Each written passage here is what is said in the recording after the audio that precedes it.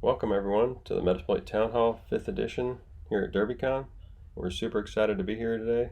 Glad you could be here with us. Got a lot of cool stuff to talk about, but first let's do a quick round of introductions. My name's Pierce. I'm a manager of the Metasploit team at Rapid7. With me today is Jeffrey Martin, lead software engineer on the Metasploit team, Matthew Kino, senior software engineer on the Metasploit team, and a face probably familiar to you if you've been to previous Metasploit Town Hall talks, Mr. Brent Cook, senior engineering manager on the Metasploit team. Brent, you want to take it? Yeah, thanks a lot, Pierce. Hey, everybody. Let me go in advance. So we're going to talk a lot of cool stuff, and then we're going to open up the floor for your questions as well.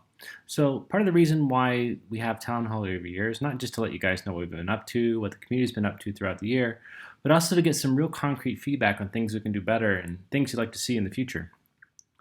We're going to be talking a little bit about things that we also have ideas for Metasploit 6, kind of our future development. And so this is kind of an overview of what we're all going to be talking about today. So to start off, here's a little town hall history. I wanted to give a warm thanks to Dave and the rest of the DerbyCon crew for allowing us to speak about Metasploit year after year. It's been really valuable to get all your feedback and fold it into all the cool things we develop as part of Metasploit. As an example of the way that we take that feedback and build neat new features, Pierce is going to be demonstrating some of the cool tips and tricks based on enhancements to Metasploit over the past year that you may not have known about. So take it away, Pierce. Thanks, Brent. Let's talk about some of those new Metasploit tips and tricks. We've got a new web service for the Metasploit database. Allows an easy way for you to access and store data in your database. We also have a new JSON RPC API. It makes it easy to automate tasks with your Metasploit instance. And we've also got new commands that allow you to use what you want and search everything. But rather than me read through this list, let me just show you.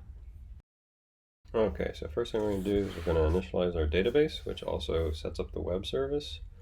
I can see here it's creating the initial schema, and it's requesting a web service account username and password, and it is starting up the web service. There's a long API token there kind of in the middle of the screen, so we'll be saving that off for this next part of the demo.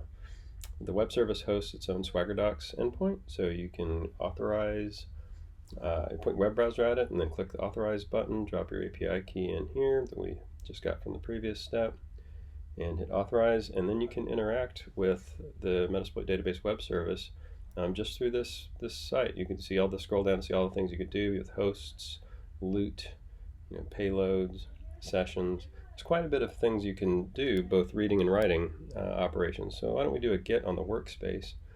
And we'll click the try it out button over here. This will allow us to see what workspaces exist in our Metasploit database. And it also gives us the curl command equivalent. Here, let me embiggen a bit here. The curl command equivalent if you wanted to run this on the command line. And unfortunately, it kind of squinches the curl command there, but you get the idea. You could copy and paste that, drop down the command line. And here's the response body from the web service that says, you have one workspace called default, which is expected when you've initialized a new database. Great. All right, so let's look at the JSON RPC API. So here we are starting up the JSON RPC daemon. Nothing too crazy there. It's going to listen on a local port, and then we can use the curl command with our API key to do a request. It says just give us some version info about the JSON RPC service, and it drops that out there. Great. And then we say another curl command to say let's enumerate our workspaces like we did in the previous step through the UI, and it shows one service called default. Great. All right, let's enumerate hosts. Oh, there's no host in there. Well, we just created the database. That sounds about right. Perfect. Why don't we get some hosts? The first thing we'll do to get some hosts is we'll create a console instance. We'll use the console create command there. And now we will actually use a console write command to write a DB and to tell it to do a DB nmap operation. You can see the string there kind of in the middle of the screen. It says DB nmap, the 172.28.128 space. And then you can do console read to see the output from that. And another console read, you can see a bunch of nmap output, which is not really human readable that way. So let's just enumerate the hosts again using that same command we used a minute ago. And now we can see we have 3 hosts populated. Super cool. So that's the JSON RPC API. This is an example integration that I wrote with a Python script with the JSON RPC API. Went and pulled hosts and services out of a Metasploit database instance I had. And the orange nodes are representative hosts, the blue nodes are services. The ones that are in common have connections to both hosts if they're in common between both hosts. And if you mouse over the edge connecting a host to a service, you actually see like the port number, so you can have data associated with that edge. So this is Neo4j graphic database. If you use Bloodhound, that's what Bloodhound uses for its visual representations. All right, so let's run the Metasploit console, good old MSF console. We get my favorite banner of all time.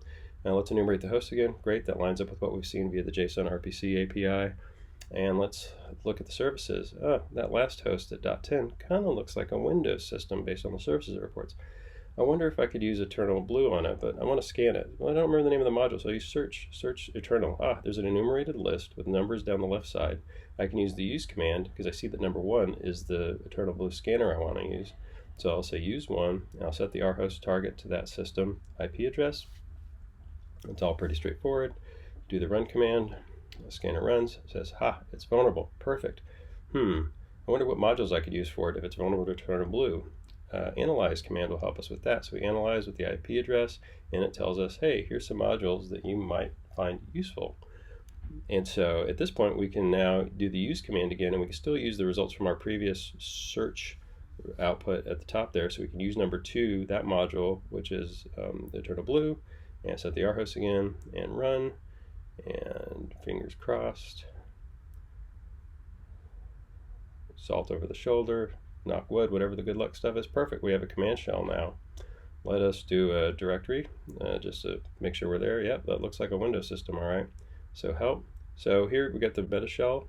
These are new commands that help make even just standard shell connections a little more easy to do things with. You can drop into an interactive Ruby prompt where you can run Ruby commands directly within your session there. Another thing you can do is you can also drop into Pry debugger, if that's your thing. And within there, you can do a number of different things like look at instance variables, as an example. You can exit that. You can also background the session, and it just gets parked as sessions usually do, which you can see with the sessions command. And then you can interact with it again as you normally would. I'll just do the directory command again to show that we're still using our session. Metashell also supports commands for upload, download, and running resource scripts on certain platforms. It's pretty handy. And those are the newest in Metasploit tips and tricks. I'm going to hand it over to Matthew to talk about Pingback payloads. Something new that we added was Pingback payloads, a new payload type for when you have the need for a benign payload. That is, being able to check for remote code execution, but without the need for an interactive shell. Cases where you might want something simple like a Pingback payload would be vulnerability validation or exploit development. These are situations when you need a simple test of code execution. The reason you would select a benign payload is that it adds a layer of safety. If we think about a pen tester on an engagement, they might want to perform vulnerability validation, but without the risk of creating a shell. In this case, the Pingback payload could be used, a session could be validated, and there is no risk of sensitive information on the target being exposed to the pen tester. Another safeguard is that any traffic intercepted between the listener and the target only contains the 16-byte random value.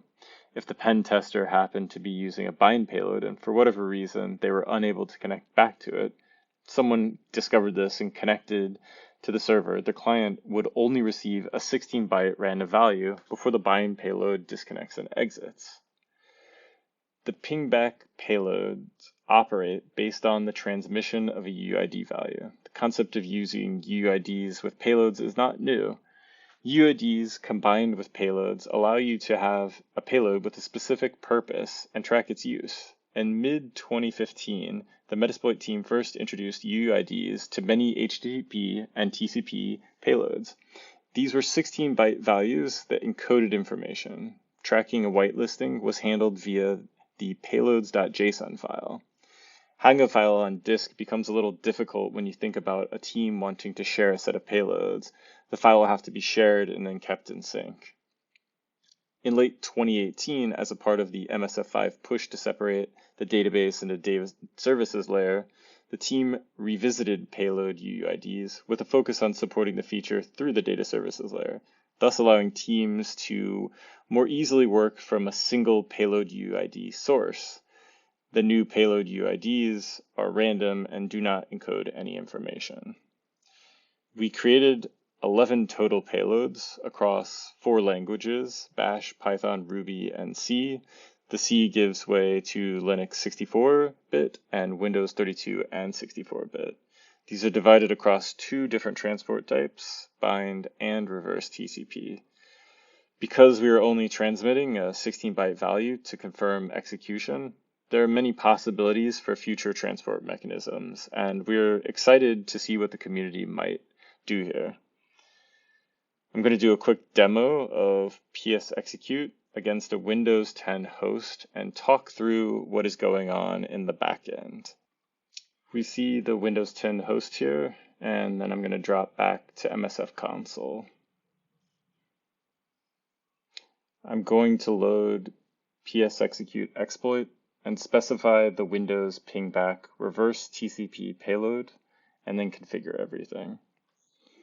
When I run the exploit, it's going to generate a UID and store it in the database.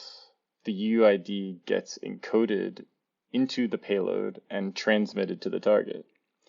When the target executes the payload, it's going to call back to our listener, and then it will create an ephemeral pingback session, open long enough to transmit the UID before shutting down. The UID will be looked up in the database in order to confirm it was a payload we generated. If found, a success message is displayed to the user.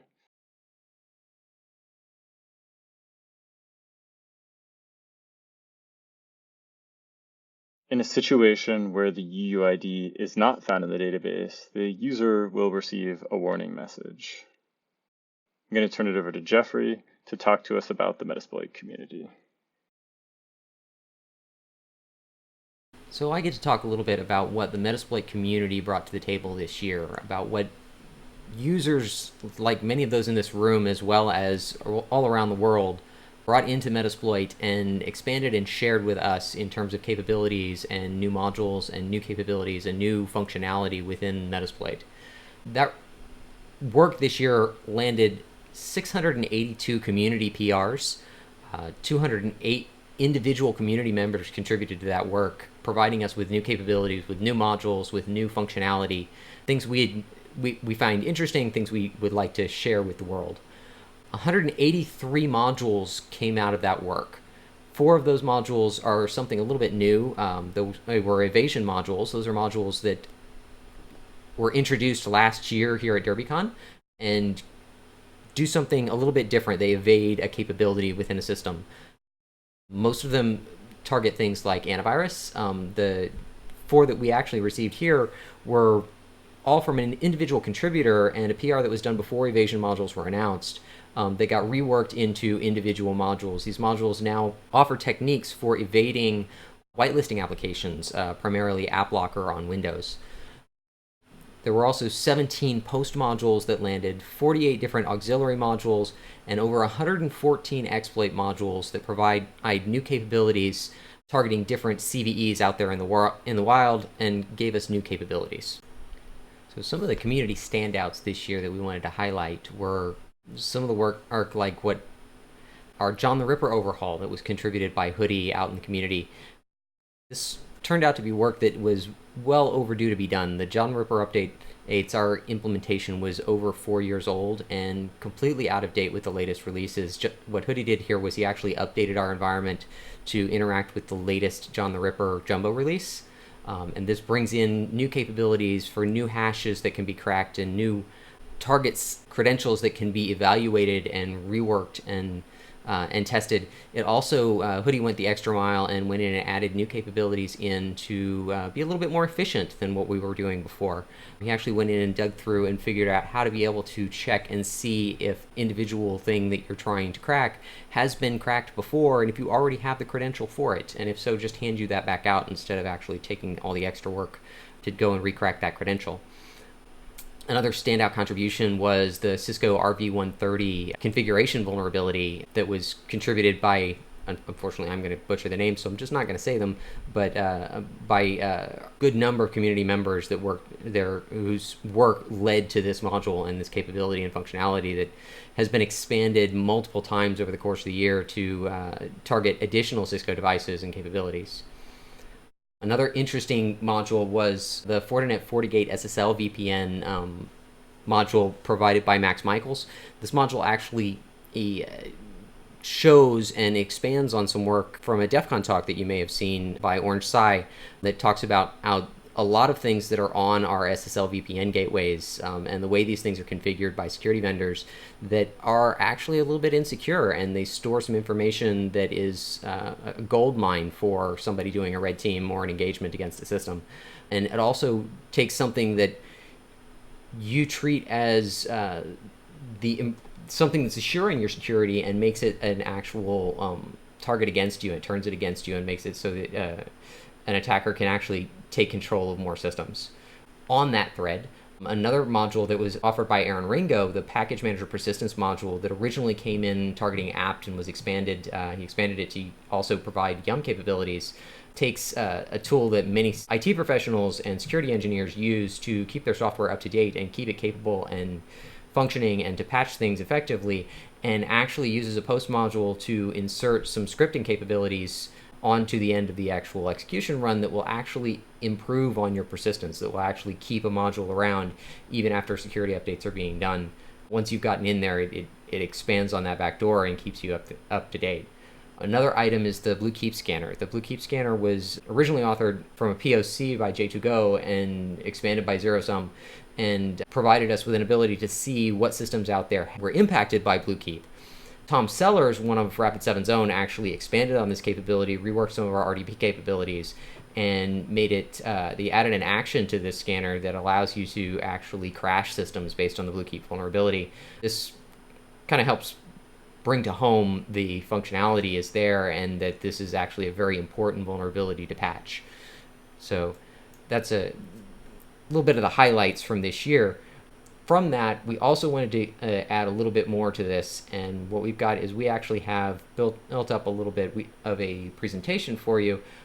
Every 2 weeks we do a demo of the new capabilities that are landed into Metasploit, and we actually publish that on YouTube. What we've done here is we've actually taken a lot of little demos that are in there, and we're making them a little bit of a montage to kind of show off the things that the community brought to us, and we got to show off to the world.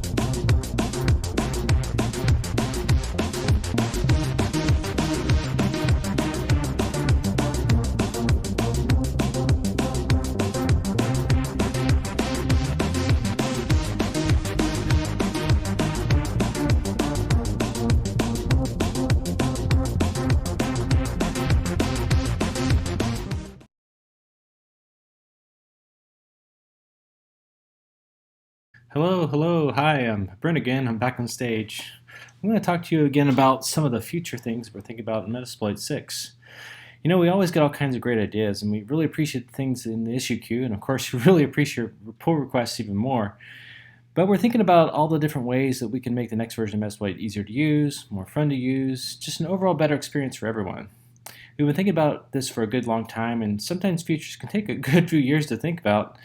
But I'm going to talk to you about a few of the things that we're really excited about, and I'd like to hear from you what you're interested in, what you want to know more about, or just cheer real loud if you see something you like. To get started, let's talk a little bit about the protocol that Meterpreter uses to talk back to Metasploit framework. It's a protocol that's been around for a while called TLV, or type length value. It's basically was originally designed to be synchronous, and basically what that means is that it assumes that all the packets come in the same order, that they are never lost. There's a lot of attributes that make it really hard to put it into alternate command and control streams like DNS or anything that's lossy or infrequent. So what we want to do is come up with a way to make TLV 2.0, a new version, work in these kind of varying modes of communication. We really think this will allow Meterpreter to run more reliably, even over the transports it supports today, and support things that a lot of other C2 frameworks have, like end-to-end encryption and default authentication. Something else that we've been looking at with all the really cool new C2 frameworks coming out has been the ability for Metasploit to integrate with other C2 frameworks as well. So as part of kind of this exploration in TLV 2.0, what we'd like to do is take a look at separating out things like listeners and listener protocols so that we could actually integrate with other C2 frameworks. So if you say Meterpreter doesn't work exactly like you want with Metasploit, you could use something else. Making it easy would be a really great addition. Smart asynchronous stagers is something else that we're looking at. Today, stagers tend to be pretty dumb. They'll just accept connections from whoever, and except for maybe a couple of different payload types, they really don't have much in the way of encryption or authentication. So what we really like to do is come up with a way to make staging safer, better, faster, and more reliable. This will be piggybacking off of some of the code that we showed you earlier with the Pingback support. Another neat addition that we're working on right now, kind of actively, is the ability to use native toolchains for building payloads on the fly. If you've ever gotten a Meterpreter payload or a Metasploit stager caught by AV, that's because they're currently generated very statically. But being able to, say, build your own compilers, building new compiler plugins for obfuscation would allow both being able to create more complex payloads and the ability to generate them on the fly. Have you ever used the Metasploit database and wondered, like, why do I have to use Postgres? Or wondered why sometimes certain commands require the database, like the host command or the vulns command or anything like that? Well, what we'd like to do with Metasploit 6 is figure out a way to make the database always available, even if you don't have Postgres. Part of our work that we've done with Metasploit 5 made Metasploit have a separate API for talking to the database. Why not use that kind of thing to make it simpler to just use Metasploit with data persistence, even if it's just in RAM? Logging is another thing that a lot of times pen testers and red teamers really need, and it's really easy with Metasploit to say delete all your data. So something we're also thinking about is sort of a break in backwards compatibility, is to figure out how do we make all the logging that we do kind of time-based or temporal. So that would mean probably a big change in the database structure as it is today, so that we're actually logging events rather than tables, which is kind of how attackers think anyway, so it makes a whole lot of sense. One neat thing that we kind of learned starting in explorations is that modules basically don't assume really much, if anything, about the table structure of databases anyway. So at least as far as converting modules to understand how to do temporal data logging, we're almost there. Some other cool stuff I want to show you guys is some design work we've been doing on using Metasploit. So we showed you earlier the cool search feature with Metasploit, and so how with a single command you can show all the modules related to a particular vulnerability. But one question you might ask yourself is, why are there 5 different modules relating to MS 17010? What if there was just one module and it had multiple actions? So this is something we've been exploring as a new way to use Metasploit, and this would of course be a change in backwards compatibility, but basically making it so that these differences between an exploit module, an aux module, a scanner module, etc., are all just sort of condensed to a single module capabilities. In addition, when you look at Metasploit options, think about all the different options you have to set today to, like, say, specify a web target with a web exploit like this Jenkins metaprogramming example. why not do it like sort of you think about things, which is a URL. So kind of what we're proposing also is using URLs to specify targets rather than 5 or 6 different parameters that basically all get concatenated together anyway for targeting a host. I think this will be a lot more natural. Of course, it'll break a little bit of muscle memory for some folks, but there may be ways that we can create backwards compatibility, with new versions of Metasploit as well. There's one more thing. If you've been monitoring the pull request queue for Metasploit framework just before this talk, we pushed out the first exploit module for CVE 2019-0708, also known as BlueKeep.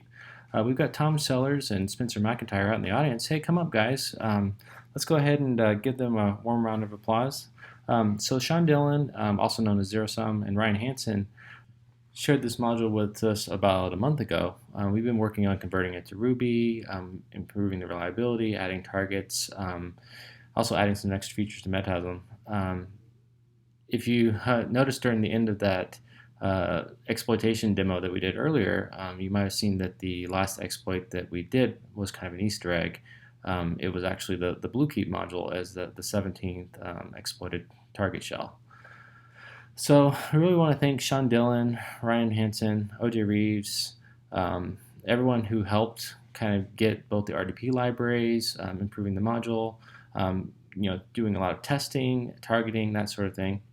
Of course, there's still a lot more work to be done. The module needs some specific targets sort of set up in order for it to run successfully. Also, we have more targets we want to add in the future. So certainly check it out in the pull request queue if you want, and I'm going to go ahead and give you guys a more direct demo.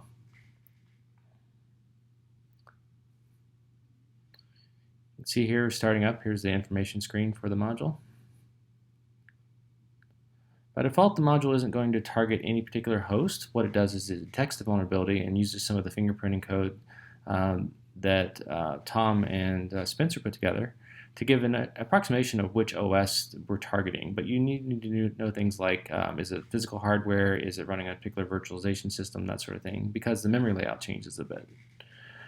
But I'll give you guys an example of what it looks like when you show it for running with the default settings. You can see here it just basically indicated that the targets are vulnerable, but if you set the correct target, in this case I've got VirtualBox, set the target to, we'll go ahead and target the both of the hosts. This is using the Windows or the Metasploit 5 feature where we can target multiple hosts simultaneously.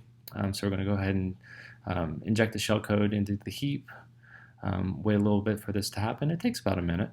There we go, we've got our first interpreter shell, and then we're going to target a Windows 7 box as well.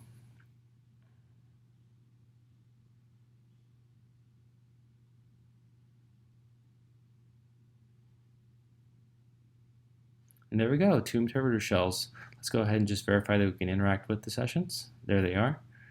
We're going to go ahead and run some commands on the sessions to show that we are indeed running on the operating systems we said we were.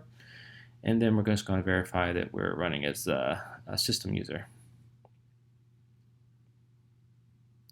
And there you go. That's the BlueKeep exploit. Certainly looking forward to any kind of comments or contributions that you may be able to supply. We do have a to-do list that if you are interested in, we could certainly use some help with a few things with targeting, reliability improvements, all that sort of thing. But hope you're able to make good use of it. It's an interesting exploit. It's certainly one that you'll also want to be looking forward to how to detect. And of course, if you haven't patched already, now's a good time to do it. So I really wanted to thank, again, all the contributors who worked on this module. Zero Sum, Ryan Hansen, OJ, Zero Steiner, Rick Oates, William Vu, Brandon Waters, Wei Chin, Tom Sellers, and everyone else who's going to help us in the future too. So thanks a lot, guys. After this talk, we're going to go ahead and open up the floor for any questions, and thank you very much.